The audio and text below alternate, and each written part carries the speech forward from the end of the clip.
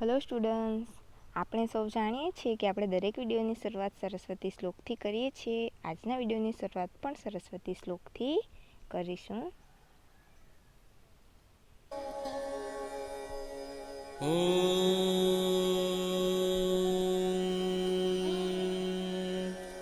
સરસ્વતી નમસ્તુભ્યં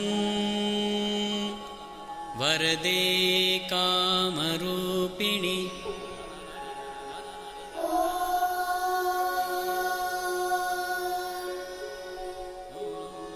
સરસ્વતી નમસ્તુભ્યં વરદે કામરૂપિણી વિદ્યારંભં કરિષ્યામિ સિદ્ધિર્ભવતુ મે સદા. વિદ્યારંભં કરિષ્યામિ સિદ્ધિર્ભવતુ મે સદા.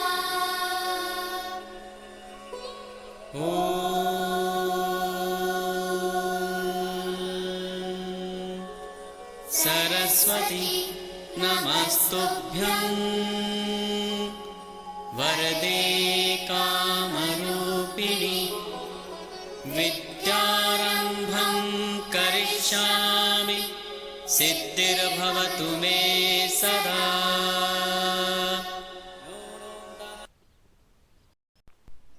Hello students, આપણે ઇંગ્લિશ સબ્જેક્ટમાં 1 થી 10 પાઠનું બધો જ અભ્યાસ કરી ગયા છીએ.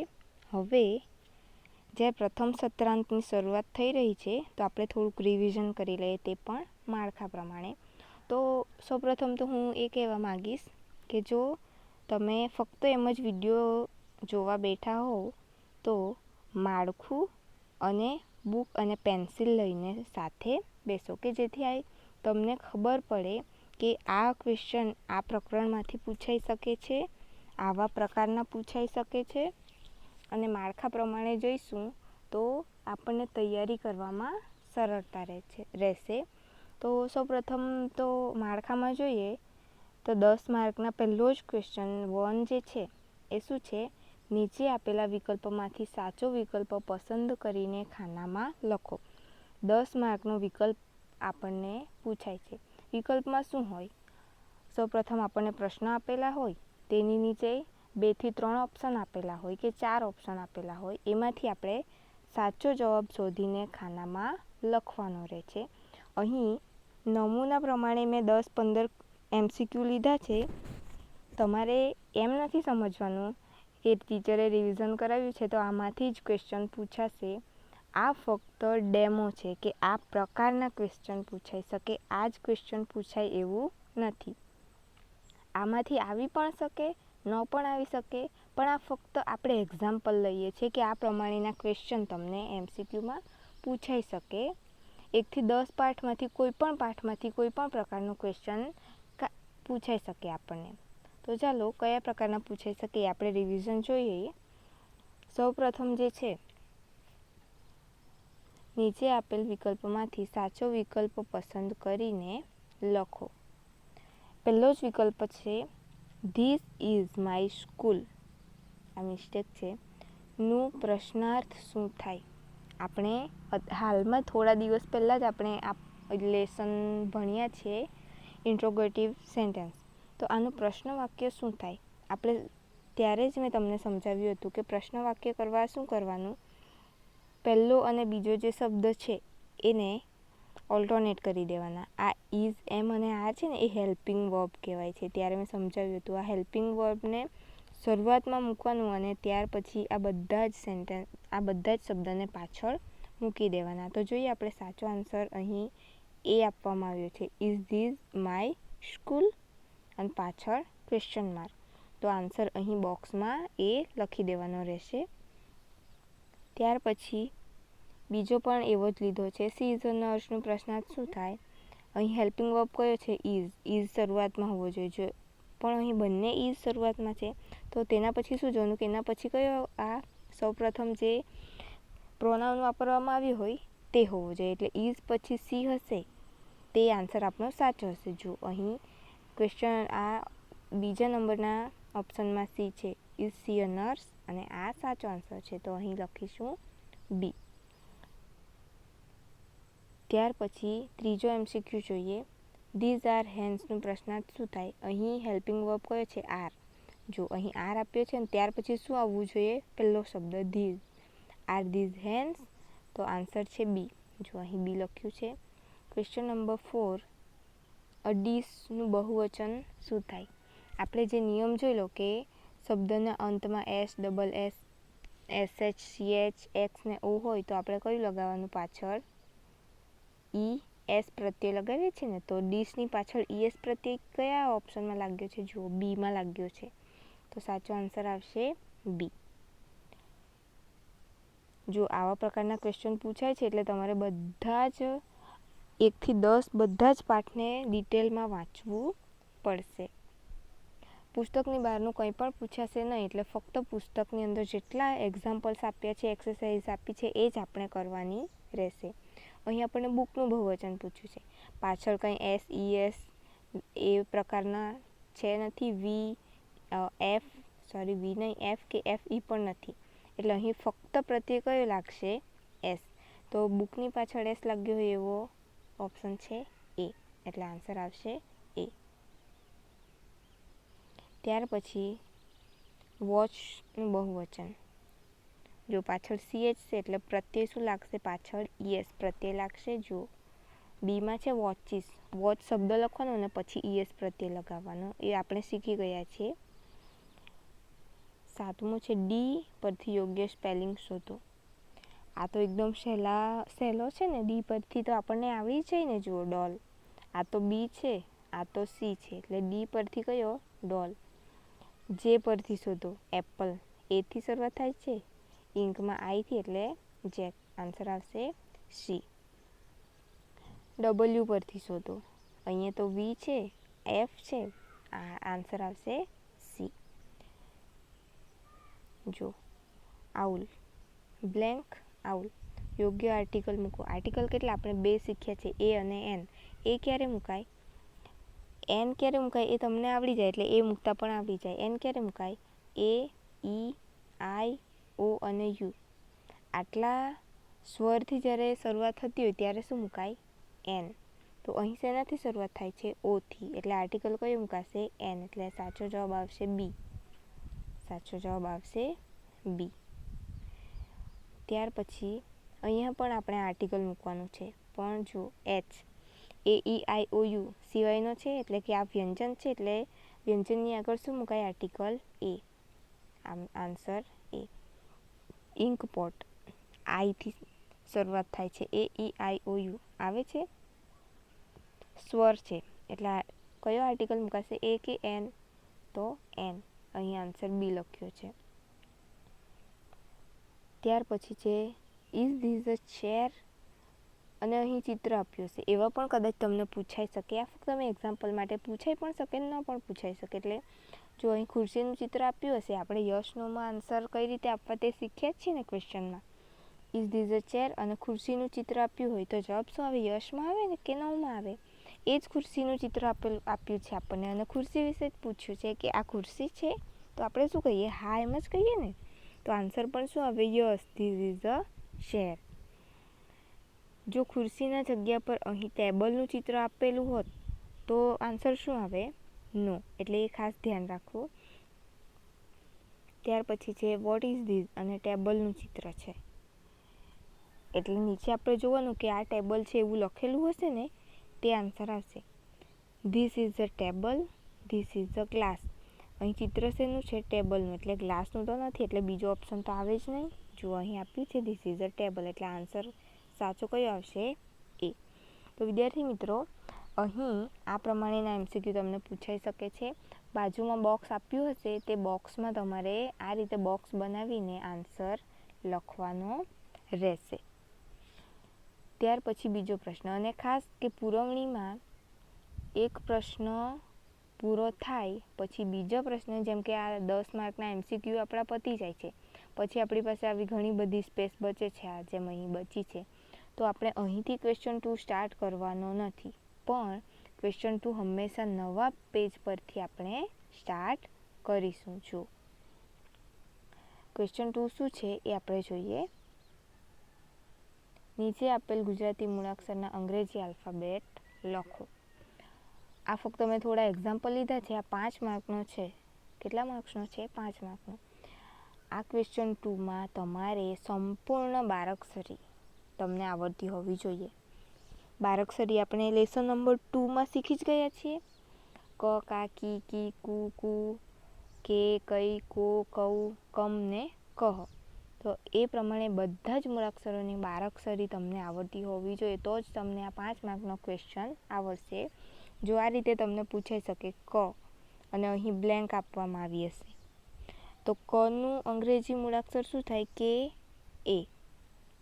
તેવી રીતે આવી રીતે ખી આપવામાં આવ્યું હોય, આ હસ્વઈ છે તો હસ્વઈ માટે આઈ અને ખ માટે કે એચ. તો તે રીતે તમને આમ આપવામાં આવેલું હોય તો શું આવે? કે એચ ડબલ ઈ. તો આ રીતે મૂળાક્ષર પૂછાઈ શકે તમને, એટલે આ બધા જ મૂળાક્ષરો તમને આવડતા હોવા જોઈએ. ત્યાર પછી છે ગો, જી ઓ, તઈ, ટી એ આઈ, ફમ. આના 2 થાય, એફ એ એન અથવા તો એફ એ એમ, અથવા તો ફ માટે પીએચ પણ વપરાય, તો પી એચ એ એન પણ ચાલે, પી એચ એ એમ પણ ચાલે. ત્યાર પછી છે રા, આર એ, અથવા તો આર ડબલ એ પણ એનું મૂળાક્ષરનું થાય. ત્યાર પછી નીચે છે પા, પી એ અથવા તો પી ડબલ એ. મી, જુઓ અહીં હસવાય છે એટલે એમ આઈ, જો દીર્ઘ હોય તો એમ ડબલ ઈ થાય. બહ, બી એ એચ, ઠુ, ટી એચ ડબલ ઓ. હસવાવાળું, દીર્ઘાવાળું, હસવઈ, દીર્ઘઈ, કાનો માત્ર, એ બધું જોઈને તમારે આ જે મૂળાક્ષર છે એ લખવાના રહેશે. એટલે મૂળાક્ષર માટે આપણે સંપૂર્ણ બારાક્ષરી અહીં ક્વેશ્ચન 2 એ માટે આપણે કરવી પડશે. ત્યારે જ તમને આ મૂળાક્ષરના આલ્ફાબેટ આવડશે. ત્યાર પછી જોઈશું ક્વેશ્ચન 2માં બ. શું છે? ગુજરાતી નામનું અંગ્રેજી સ્પેલિંગ લખો. આ પણ 5 માર્કનો છે. તો તમને શું આપ્યું હશે? નામ આપ્યું હશે દીપેશ, અને અહીં ખાલી જગ્યા આપવામાં આવી હશે. ત્યાં તમારે દીપેશનું અંગ્રેજી લખવાનું. આપણે શીખ્યા જ છે. જો દ માટેનું ડી, હસ્વઈ છે એટલે આઈ, પ માટે પી, એક માત્ર છે એટલે એના માટે આપણે શું વાપરીએ? ઈ.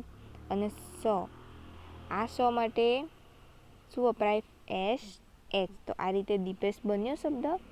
એ જ રીતે નીલમ, NILAM, આપણે શીખી જ ગયા છે. સીતા, સીતા. કુમારનું કુમાર. પૂનમ, જો આમ હોય પૂનમમાં તો એનો સ્પેલિંગ બદલાઈ જાય, તો શું લખાય? PUNAM. કેમ? તો આ રસવાવાળું છે, અને અહીં પૂનમમાં શું છે? દીર્ઘાવાળું, એટલે એના માટે શું વપરાય? Double O. આ નામ લખતી વખતે ખાસ ધ્યાન રાખવાનું છે. આ 2 ક્વેશ્ચનમાં તમારે ખાસ ધ્યાન રાખવું પડશે, આલ્ફાબેટમાં અને મૂળાક્ષરમાં. આલ્ફાબેટ આપણને એકદમ સારી રીતે આવડતા હશે ને, બારાક્ષરી, તો આપણને આ નામ પણ બહુ જ સારી રીતે લખતા આવડે. જયેશ, જ માટે છે AYESH, કોમલ, KOMAL, કૌમુદી, કૌમુદી. જો ક માટેનું કે, અને કે આ કવ છે તો શું લખાય? AKAU. મુનું શું થશે? MU. અને આ DI. તો આ રીતે પણ તમે નામ બનાવી શકો, એક એક અક્ષરને છૂટો પાડીને. મોહન છે તો પહેલાં મો, આપણને આવડે મોનું MO, હનું HA, અને નનું N, એટલે કે મોહન. આ ફક્ત એક્ઝામ્પલ મેં તમને મૂક્યા છે. બાકી આપણની ચોપડીમાં જેટલા પણ નામના અંગ્રેજીના એક્ઝામ્પલ્સ આપ્યા છે એ બધા એક્ઝામ્પલ તમારે અહીં કરવાના રહેશે.